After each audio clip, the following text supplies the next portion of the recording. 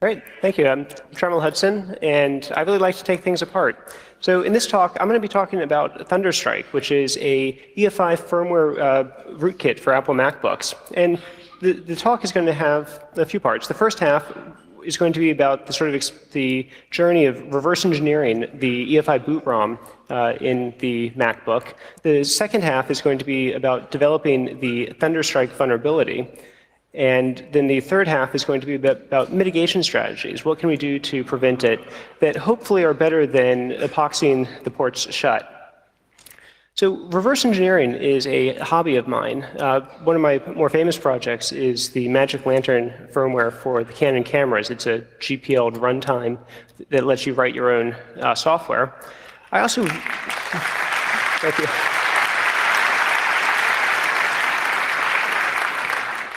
I also really enjoy retro computing and digging through old computers and in the ROMs to see what sort of Easter eggs there are, such as this Mac SE that contains 4 photos of the team that worked on it back in the mid-'80s. And I'd really like to thank my firm, Two Sigma Investments. It's a high-tech hedge fund in New York City that has encouraged me to do this research and to publish it. I'd especially like to thank my colleagues Thor Simon, Victor Duchovny, and Larry Rudolph for their assistance in preparing this for publication. You might ask, why is a hedge fund interested in this sort of vulnerability? And it really comes down to security, that we care about the security of our data and of our systems. And we'd heard about some attacks on MacBooks, and we were thinking about deploying them. So I was asked to use my reverse engineering skills to look into some of these attacks. So I started by going through and reading and watching conference presentations. And there's an enormous amount of marvelous presentations, in fact, a lot by people who are even here today that helped teach me about how systems boot and how to protect the boot process. Although most of them are looking at the Intel and Windows side of things, the secure boot path, and comparatively few are looking at Apple's boot time security or things like Thunderbolt security. The Snare's Black Hat presentation in 2012 was the one that actually started me on this project. So with most reverse engineering projects, the first thing that you need to do is get into the system to get a feel for what's there. Apple uses these pentalobe screws to make it a little bit more difficult to get in. I did it the old-fashioned way and made a bit of a mess, but you can also buy screwdrivers for a few dollars or a few euros. So once you get inside, Apple has done a beautiful job on the aesthetics of this machine, despite the fact that they make it so hard to get into. They've really paid a lot of attention to the aesthetics and the layout. Usually what happens with malware is it comes in over the Wi-Fi or the Ethernet, gets a buffer overflow into RAM, gets some code running on the CPU that eventually writes something to the hard drive. What this talks about, though, is the boot ROM, which is this chip over here. If we zoom into it, we can read out the part number, the 25L6406. And we can look up the data sheet. It's a 64 megabit, 8 megabyte serial flash. And we call it a boot ROM, but it's really an EEPROM with flash memory in it. SPI means that it has data in, data out, and external clock that's controlled by external hardware. What a lot of other researchers have done is use the Bus Pirate, which is a off-the-shelf logic analyzer tool, and comes with these test clips so you can easily hook it up. The problem is the Bus Pirate's kind of slow. It takes a couple hours to read and write the ROM, and it's very fiddly. Since I do a lot of work with ROMs, I've actually built a SPI flash reader based on a Teensy, which is kind of like an Arduino. The sources are GPL'd, and you can download them and have at it. This one can read the ROM in a few seconds and write it in about a minute. One word of caution, if you're doing reverse engineering of this, disconnect the battery before you hook up the external programmer. Otherwise, you'll have conflicting voltages on the rails, and as the voice of experience, that's not a good thing. So 2 years ago, when Snare was doing his work, he found that if he changed the ROM at all, the machine wouldn't boot. and he conjectured that there's something checking a signature on the boot ROM. And that made me very curious. What is doing that check? So I repeated his work, and I made a 1-byte change to somewhere in the ROM, and the result is pretty much a bricked machine, that there's no lights, no sounds, no sign of any life at all from the outside. But since we have the bottom off, we can flip it over and we can look at the inside. And when we power it up, the fans spin up, the CPU cooling fans, and then a few seconds later, they spin down. And that indicates that something is checking the ROM. It could be an external piece of hardware, which is a lot of folks have conjectured, or it might just be something in the boot ROM itself, which of course leads us to question, what is doing that? If it is only software, we could perhaps bypass that check, and the easiest way to figure that out would be to change the first instruction that gets run.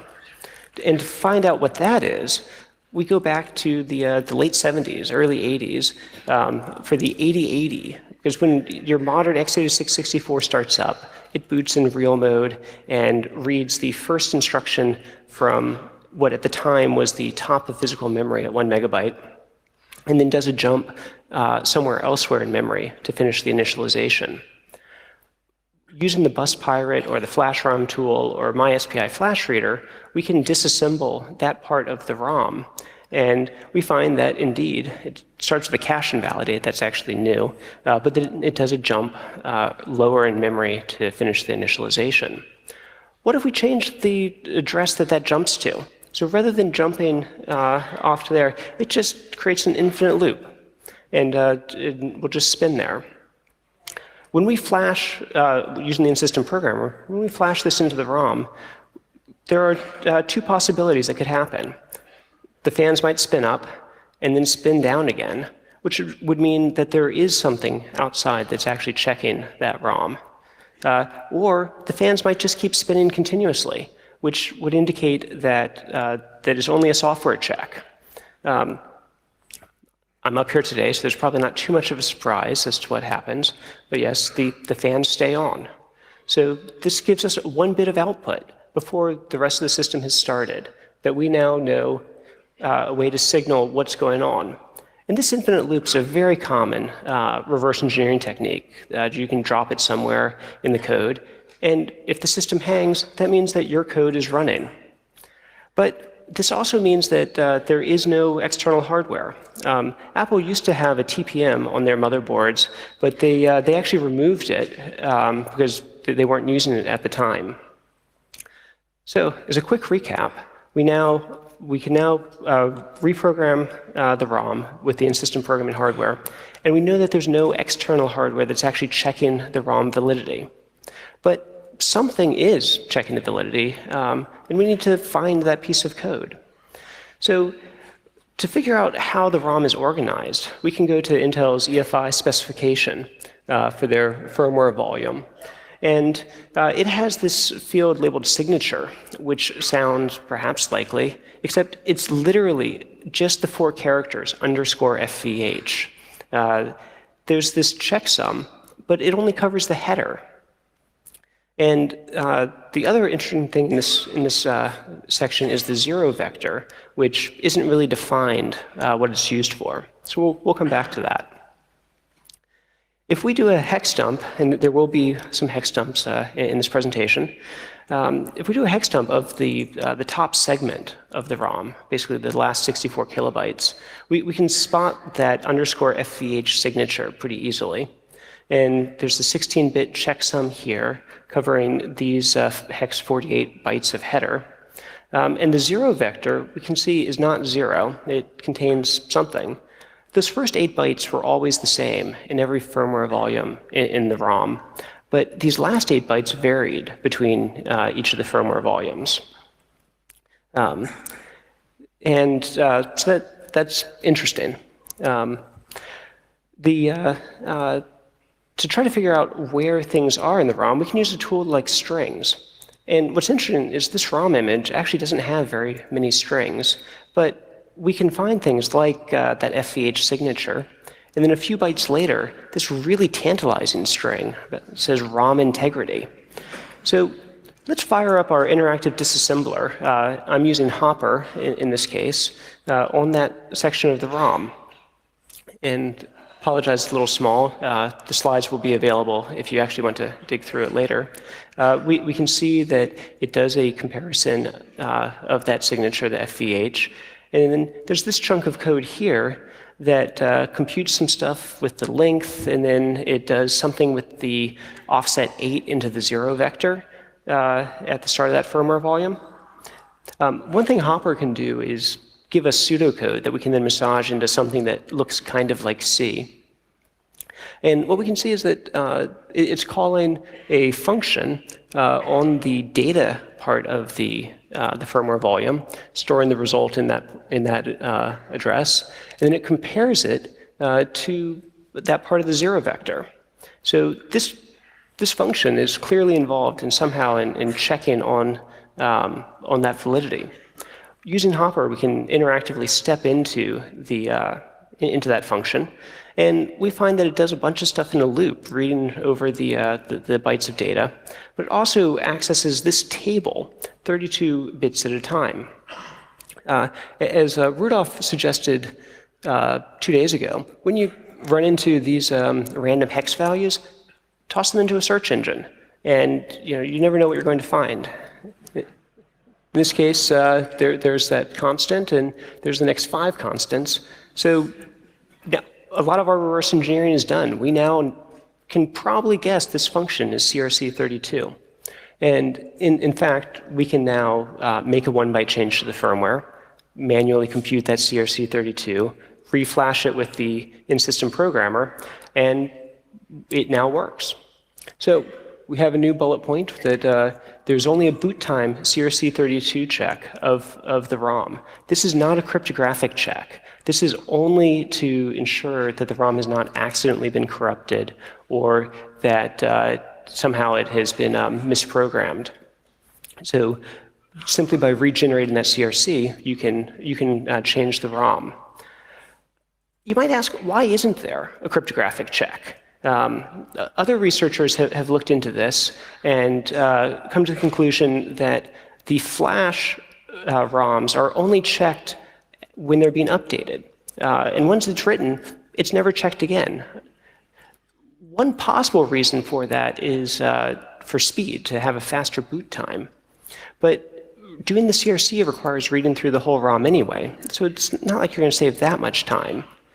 The real reason is that malicious software can just skip the checks. That if you can write to the ROM, you can just change that whatever the function is and to always return true, or it can return a pre-computed hash value. So without any sort of cryptographic hardware to help out, a software-only attempt is doomed to failure. Earlier, I'd mentioned that there weren't a lot of strings in the ROM image. In all 8 megabytes, very little of it had any actual human-readable strings. Most of that was up here in the early boot code, and there are 2 copies. I don't fully understand why. This is a graph of the entropy of the ROM generated with a binwalk, which is a really great free software tool. The 0 entropy regions are free space. They're all Fs. And the rest of the ROM is very high entropy, which could be encrypted or compressed. So when to figure out what part of the ROM to look at, we can decode the flash descriptor region of the ROM. And flash ROM tells us that the BIOS is the latter part of it from 190000 up until the end. So let's look at what's stored at the start of that BIOS region. And again, we can go back to our hex dump. And it looks like a firmware image file section. So we've got 3 bytes for the length, about 15K for this section. The next byte is the section type, and type 1 is a compressed section, which matches well with what we thought.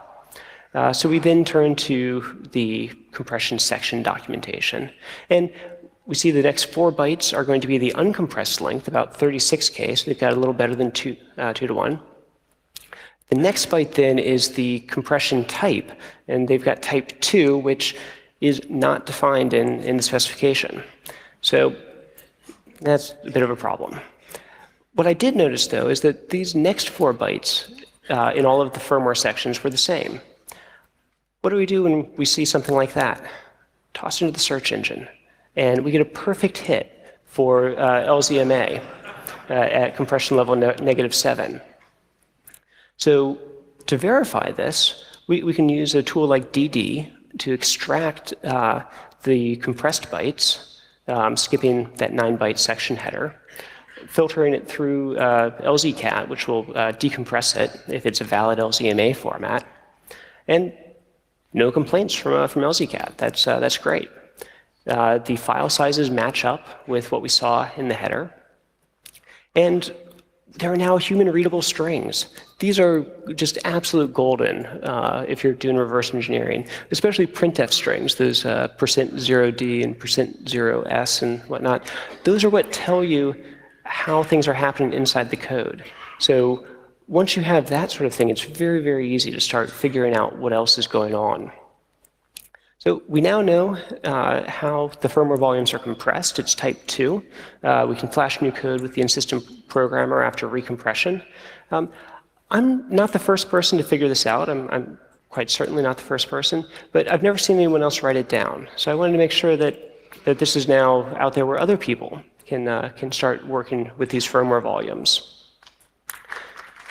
Thank you.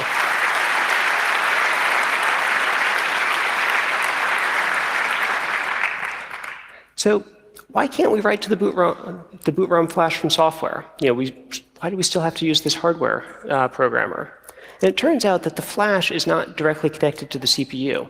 That the flash over here is actually connected to the platform controller hub, and access to it is mediated by things like the management engine. When the system boots, the UEFI forum recommends that all of these regions be locked as quickly as possible. This is done via registers like flockdown that control access to the configuration, the read-write access, and they can only be cleared during a hardware reset. So this means that once the system is booted, you can't write to those parts of the ROM. But we know that Apple updates the firmware, that they pretty regularly ship EFI and SMC firmware updates that write new code into this ROM. And it has a really nice GUI that will make sure it's the right version for your system and whatnot. But under the covers, it's using a command line tool called bless that takes the SCAP file that is stored in the image that you download and copies it to the EFI system partition, and then sets a EFI NVRAM variable so that the next time the system boots, it sees that variable, and it does what's called a recovery mode boot. So the SCAP file is another undocumented blob that we need to figure out what's actually in it. What are they doing in there?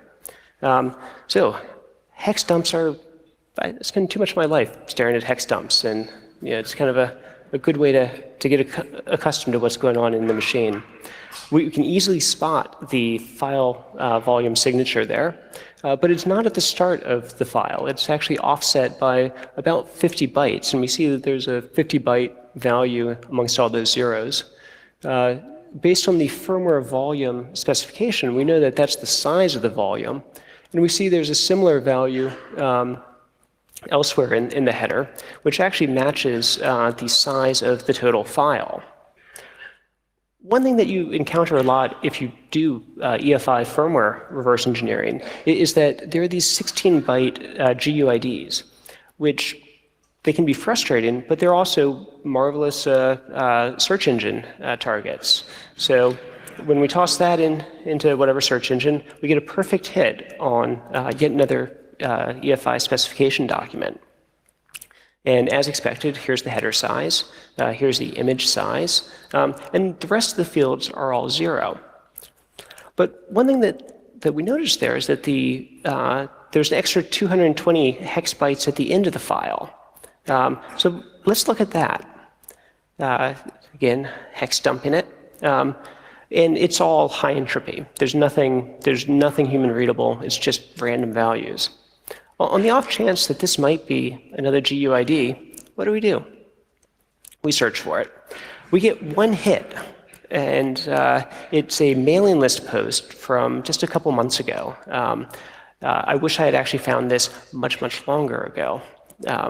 And it's describing a RSA 2048 SHA-256 signing and gives us a structure that's 210 hex bytes. So this matches very closely to the trailer that we're seeing. So this is a pretty good idea of what's going on there.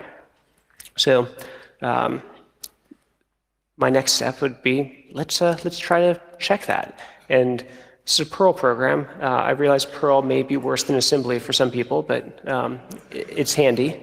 So it reads in the SCAP file and extracts out the firmware volume and then the RSA public key and the signature based on that structure that we found in that mailing list post. It then uses the default RSA exponent since there's not one stored in there. And I really need to give huge thanks to my colleague Victor Duchovny, who suggested swapping the byte order to put it into a big endian.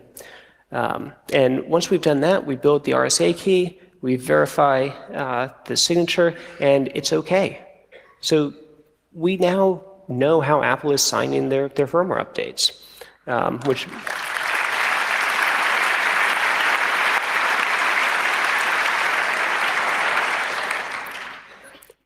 not only do we know how they're being signed, but we know that the bless tool doesn't check the signature, that it's something in the boot process that does it.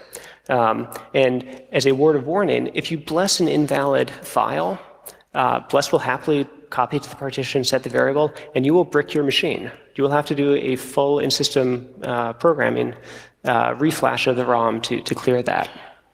So, but where are those signatures being checked?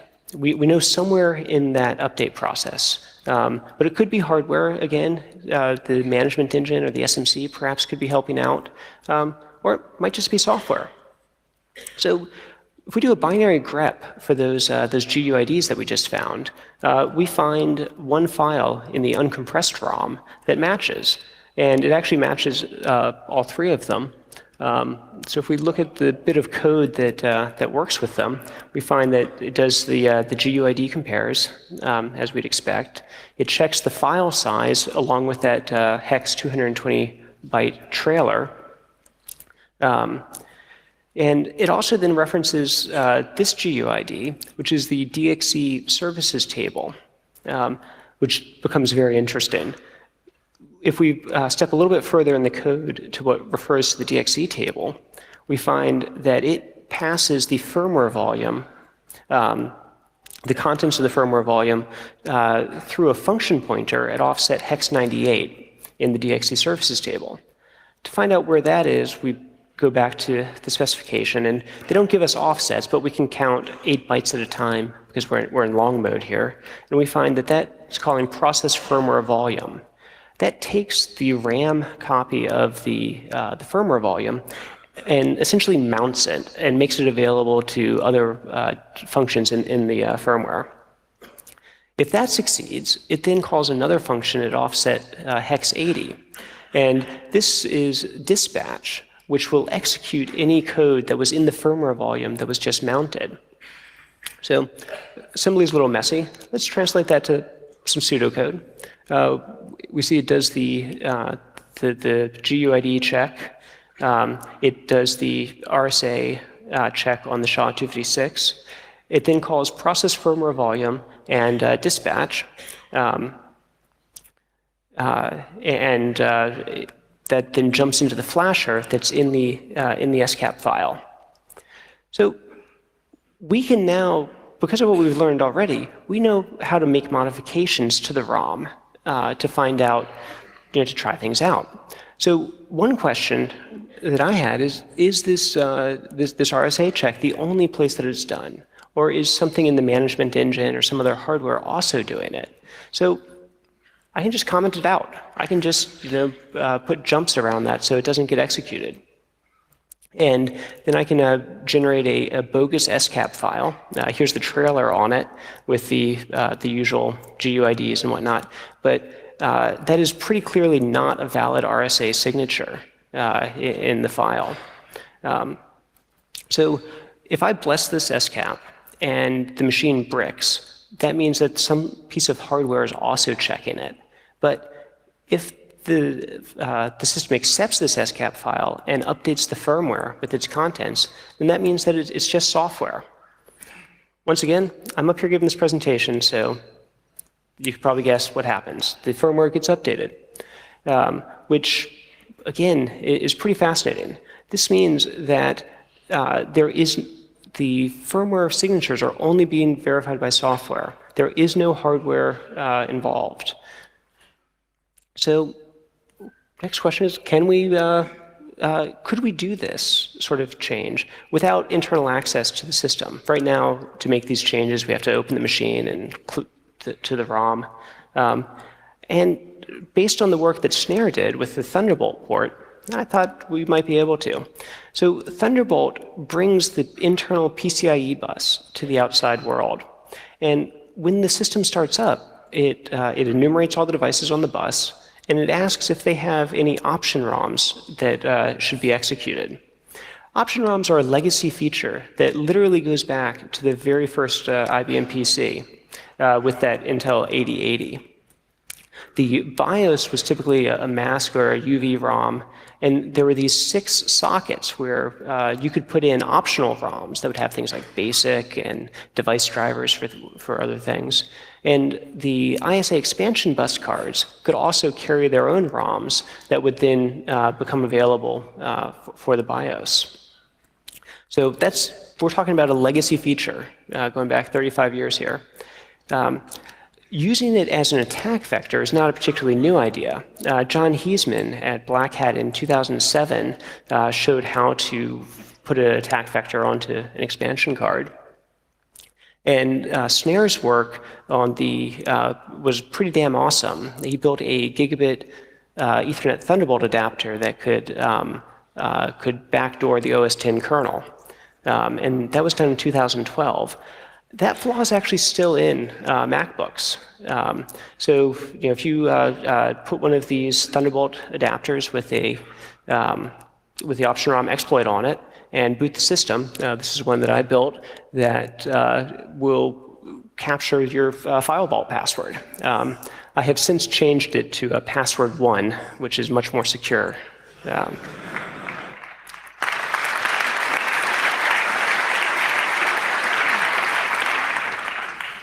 So the problem is that option ROMs can't write to the flash because they are loaded in the DXE phase of the boot, but the flash is locked during the PEI phase.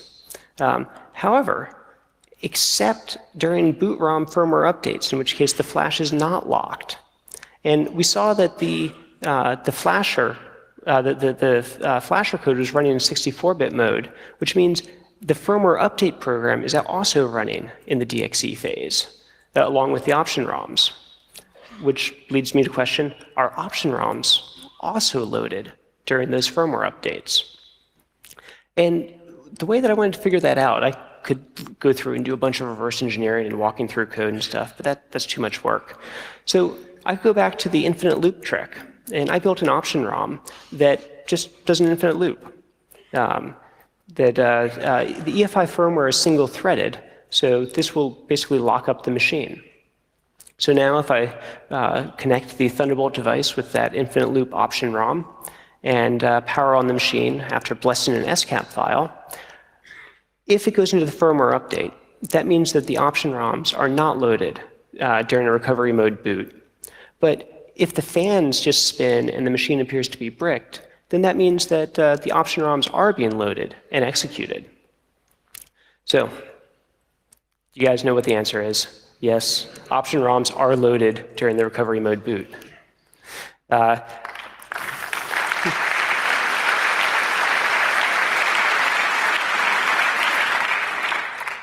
However, there's a minor roadblock that there's a PEI 32-bit mode signature check of the SCAP file before the option ROM gets executed.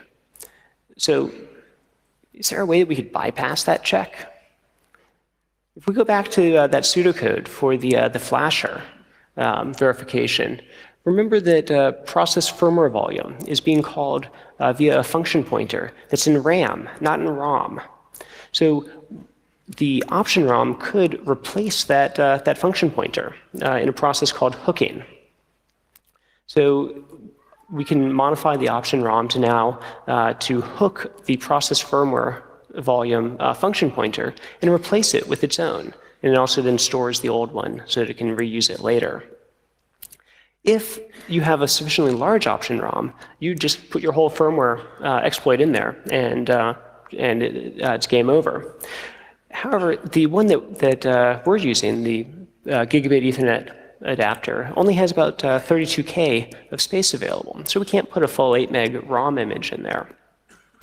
But what we came up with is actually even more interesting, that we can instead put in an RSA public key that we control, and the process firmware volume function will search through the firmware volume looking for Apple's public key.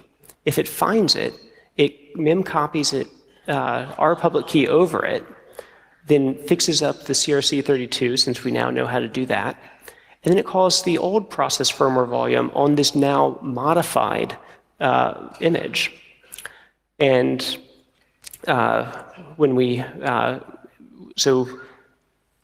now boot the machine with, again, with the Thunderbolt device, with what we're called the Thunderstrike exploit, because all cool exploits have names these days.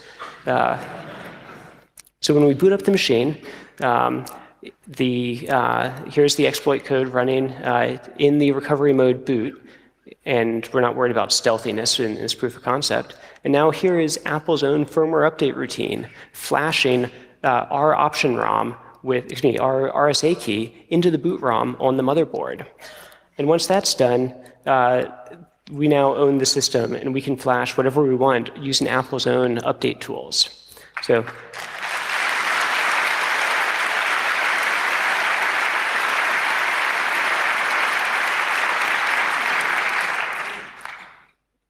And all exploits also get logos, and I think theme songs and websites now.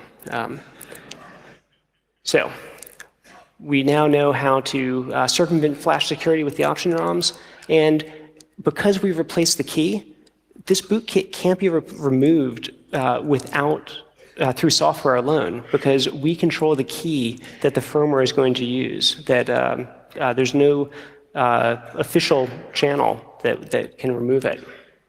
So how would something like Thunderstrike, if it were to be weaponized, actually be deployed? One option is something like what the NSA is doing, where they intercept shipments of hardware and make modifications, as they're seen here doing to Cisco routers. The other one's the evil maid attack that folks hypothesize, in which you're at a conference, say in Hamburg, and you go down to the hotel to get some breakfast, and room service comes in and they make the bed and backdoor your laptop and leave some fresh towels. Or when you're flying through international borders. In fact, the US courts have said that there is no protection for citizens or visitors alike at the US border. In fact, in this decision against a US citizen photographer, that they said that the laptops are the most dangerous contraband, and there's no, you have no expectation of privacy. So this vulnerability is in pretty much every MacBook since about 2011, when Thunderbolt showed up. I've personally tested about 6 or 7 and found it in there. The pre-Thunderbolt devices are not affected.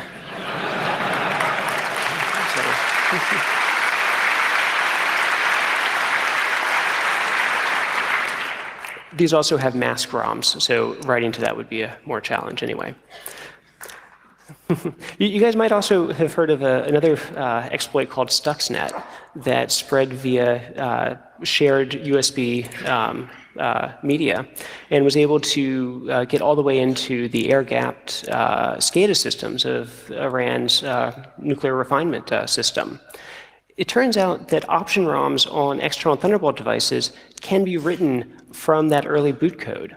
So this allows Thunderstrike to actually spread virally through shared devices. So you get, you have a Thunderbolt Ethernet device that you share between machines at work, and it, is able to go across them. So, all Thunderbolt MacBooks are vulnerable. They can spread virally. What can we do to prevent this? So I've been in contact with Apple, and they have on their new machines, the Mac Minis and the iMac Retinas that we've tested, they're no longer loading option ROMs during firmware updates. They will be rolling this out for the other Macs.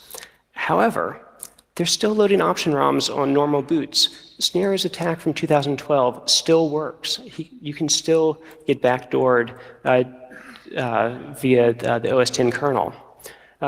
It's also possible on the older machines to do a downgrade attack, that you can downgrade to an older, vulnerable version of the firmware and then attack it that way. And Thunderstrike V2 could use the Dark Jedi sleep attack, which you may have heard of. It was introduced yesterday here at 31C3 by Raphael and Corey. And what they found is that during a S3 sleep, all of the lock bits are cleared, including flock down and the BIOS control.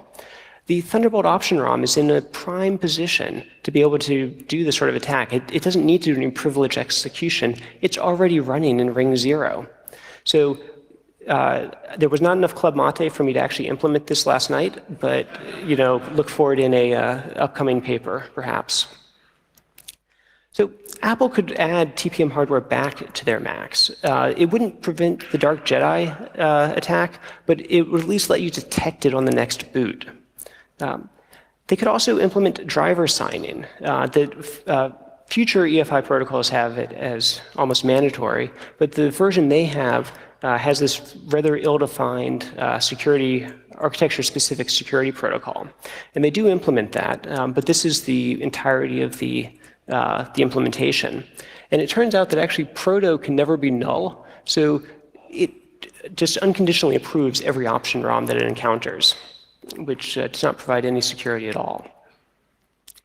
So because I don't think option ROMs are a great idea, and none of my devices need it, I've modified all of my MacBooks to bypass this call to process option ROM. And Thunderstrike actually does this on the systems that it infects, so you can't actually use Thunderstrike to remove Thunderstrike. It's closed the door behind it.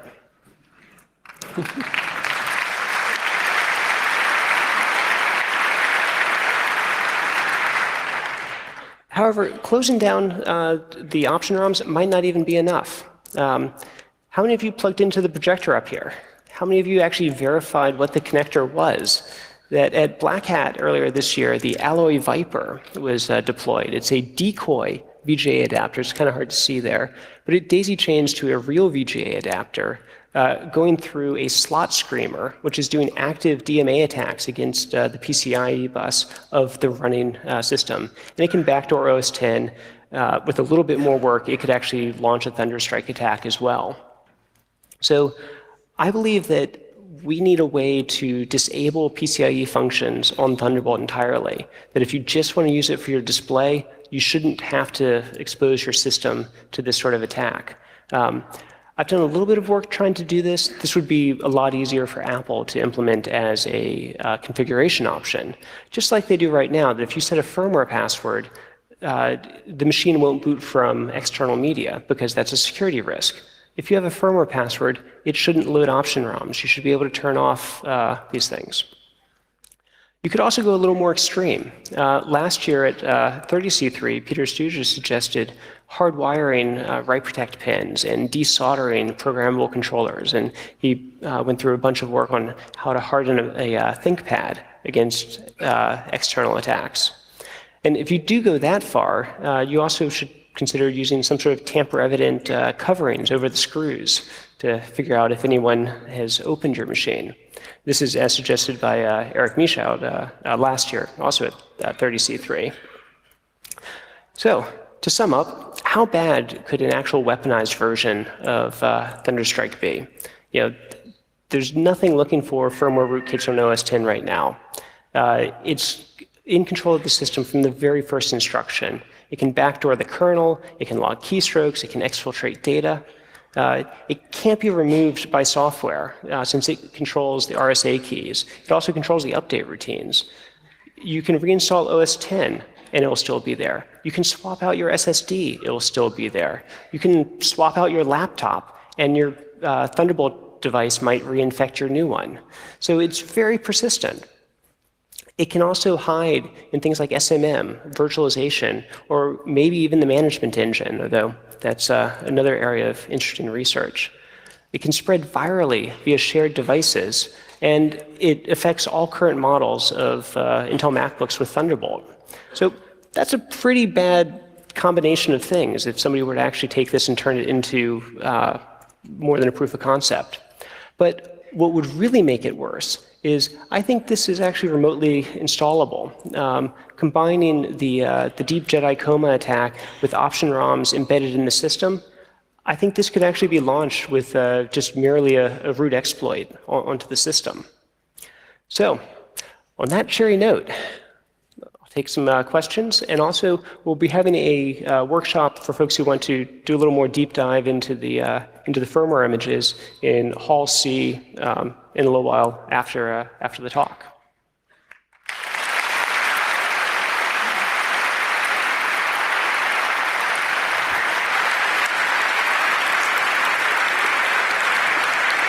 Thank you very much, Trevor. We have some time for questions. First, are there questions from the internet? Yes, thank you. There's one question from the internet. How many Macs have been destroyed making this presentation? I have been quite lucky, both with Magic Lantern and with this project. I have managed to not brick any machines.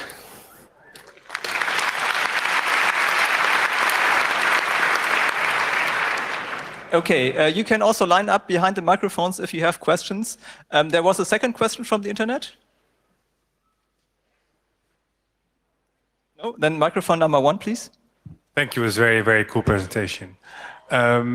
If you have been thunderstruck and you bless an original firmware, will you brick the machine? Yes. Is that something that Thunderstruck can prevent? Yes. Okay. The proof of concept is very, very simple, that it could actually be much more sophisticated. It could detect that this is an Apple signed file and do something different. It has total control of the update process. So it could even allow the update to go and then patch it after the fact, depending on how sophisticated you want it to be. Or it might just pretend to run the update and then ignore it. Okay, thanks. Microphone number 2. Yeah, the way I understand it, you have to request the EFI upgrade while that Thunderstrike device is attached in order to do the exploit, or is it possible to do it just like by attaching it without having an EFI upgrade? So the option ROM can initiate an EFI update, that it can basically anything that the kernel could do, the option ROM could do. But does it have to be attached during the boot phase, or can I just attach it while the thing is running if I want to? So in this case, with a passive device like the gigabit Ethernet adapter, the machine does have to be rebooted. Okay, so if I just attach it while it's running to a second screen, it should be possible, but I have to reboot it basically. Yes, you do have to reboot it. So from the perspective of someone who's been attacked, they come back and they find their machine is rebooted or their machine is shut down, and they would say, curses. It's pretty rare that Macs crash, but they do crash occasionally, so it's not out of the question that would tip them off. Okay, thanks. Yeah. Microphone number 4. Hi. So this attack would be mitigated on PCs with Thunderbolt by secure boot requiring option ROM signing, right? Absolutely. So a case where secure boot does actually protect against a vulnerability being demonstrated on stage. I believe so. Awesome. Thank you. Microphone number 5. Hi, thanks for your talk. Here in the back. Can you imagine this is working on other laptops too, since this is an PCI Express option ROM thing? Could this be done on not Apple devices too, in some other fashion? So John Heisman's work was on a PC using just a generic PCIe card that had a programmable option ROM. A lot of SATA controllers have them and are potentially vulnerable. The ease of sort of evil maid attacking a MacBook via Thunderbolt is much simpler than having to open up a PC and put a card into it. Okay, microphone number 1. So this would also apply to other machines with Thunderbolt. For example, the better Lenovo's have Thunderbolt now, and if you switch off the TPM chip, then you're probably vulnerable. Or if somebody has a private key and signs the malware with a private key, then you are vulnerable, I think. Exactly, and as Matthew had pointed out, that if you have a secure boot that actually signs the option ROMs, then they would not be vulnerable to this. Although a device with Thunderbolt would potentially be subject to the slot screamer attack, which was an active PCIe DMA device. Another question from the internet? Yes, thank you. I've got two other questions. The first one is, could you imagine of a pure software solution as well? And the second one is there a way to detect that the ROM is tampered with? So to the software question, I could imagine perhaps someone could produce bug-free software and BIOS updates, but the number of presentations that find flaws in software, particularly in BIOS updates, makes me think a software-only solution is unlikely. And what was the second question again? Is there any possibility to detect that the ROM is tampered with? So in the proof of concept, it's quite trivial. It actually advertises itself with the logo. But a weaponized version would be very hard to detect. That if it's hiding in either system management mode, it can detect attempts to read from the ROM and serve up a clean copy, or it could boot the system into virtualization and just provide a complete virtual ROM that looks intact. Microphone number 2. Are you missing any features like booting from network if you disable the option ROMs? No. It turns out that the modern MacBooks have the driver for the gigabit Ethernet adapter bundled into their boot ROM already, so the option ROM is completely superfluous. It serves no purpose. Thanks. Number 1. Okay, 2 quick questions. First, if you mentioned, I think that you have to bless a firmware update to launch the attack. So if I set a firmware password and shut down my computer before I leave it in my hotel room, can I prevent it? No. The firmware password is actually checked after option ROMs. So there's a much simpler attack that an option ROM can actually just clear your firmware password. And to the other part of your question, the option ROM doesn't actually even need to boot OS X.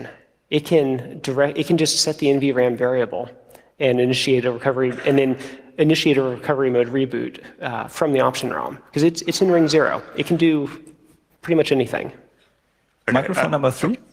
So, do you think that an open source solution as opposed to an open standard solution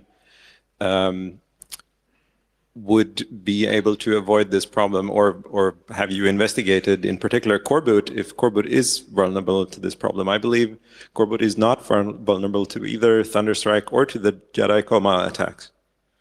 I have not done really any work with coreboot, so I'm not sure. Although in general, we should talk then. We should. In general, I think that having open source for the early boot is really vital, both to trust that the system is doing what we think it is. And this is one of the reasons I'm really excited about things like Bunny's laptop, where all of the source for every piece in the system is available so that we can actually understand how it all works. Okay. So we are running a bit out of time, so please keep your questions and, if possible, the answers short. Microphone number 4. Yes, as you've shown, the firmware update not only contains a signature, but also a public key. What happens if you replace the public key and then just create another signature? Have you tried that? I'm sorry. Yes, actually, I didn't go into it in the presentation. I have a paper that I hope will be coming out sometime soon that actually goes into a lot more of the technical detail. The public key in the signature is actually ignored. You can write whatever you want there, and it doesn't matter. The public key is actually stored in the boot ROM. There are actually 5 public keys, but only key 0 is ever read, and that is the one that is actually used to validate the signature. Thanks. Microphone number 2. Have you looked at other attack vectors than Thunderbolt that expose PCI lanes like express cards? I have not, but I've received email from someone who has looked at it and suggests that it would also be vulnerable to this sort of attack. Microphone number 1 again. Can I launch this attack from another MacBook with a Thunderbolt cable, or do I need special hardware? That's an interesting question. I have not looked into that. Whether or not, if you boot into like target drive mode, could you fake it out? Possibly. That might be cheaper than. I don't know. I haven't looked enough into that part of the firmware. Microphone number 5. Yes, you said that with your exploit you can close the door behind you for this exploit. Can you provide a service to close all our MacBooks? If anyone would like to borrow a Thunderbolt Ethernet adapter. So right now, my proof of concept has a lot of hard-coded things for the specific version. So I verified that the sort of exploit works against the other ones, but I've only actually implemented the 10,1 MacBook. So if you have one of those, I'd be happy to let you upgrade. Microphone number 3. Okay, so I'm wondering, since the option ROM is only loaded during boot, and you can basically, as far as I know, prevent DMA access while the system is running by setting a firmware password. And you said it's possible to write the option ROM if you are early in the boot process.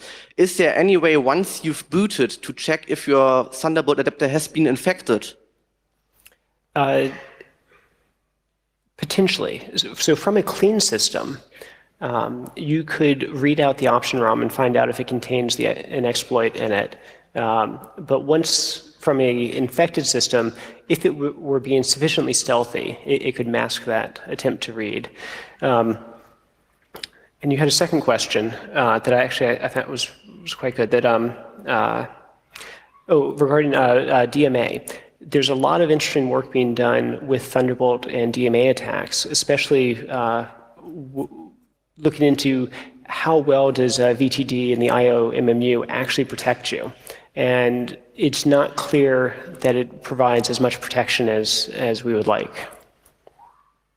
Microphone number 4.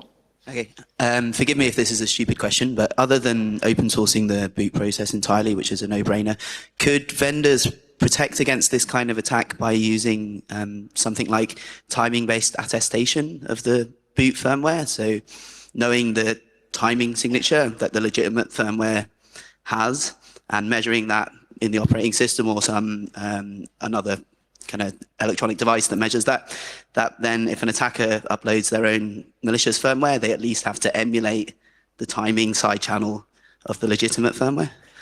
So to the first part of the question, I don't think so. The MITRE presented a really neat piece of malware called Tick that I think was 51 bytes and was capable of beating the timing-based attestation. The other is that it could boot the system under a virtualized environment, or it could just rewrite the timestamp counter. That it's in ring 0. It's in real mode. It can do really whatever it wants. Okay, thank you. Another question from number 4. Just two very short questions. The one was to verify again, you said the current iMacs and Mac Minis are not affected and future MacBooks won't have this problem? That's so. Apple has produced a fix that they are shipping in the current Mac Minis and iMac Retinas that protects against the proof of concept. However, it leaves a huge hole in terms of the option ROMs that I believe could be a Thunderstrike V2 would fairly easily be able to attack. And the second question was proprietary TPM modules have been criticized. What do you think are they more helpful, or are they in any kind, do they have any drawbacks if they're not open source? So is it better to have a machine with a TPM module or without one?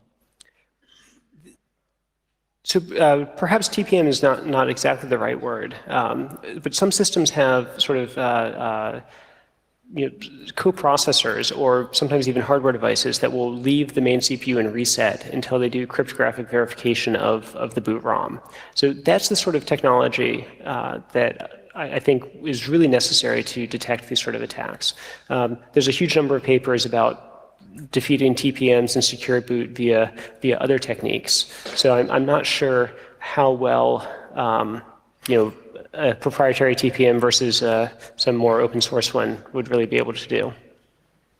Okay, one final question from number 2. So just to make sure, it's not that I can't leave my computer in the room, I can't leave any of my Thunderbolt device either, right? That's a great point.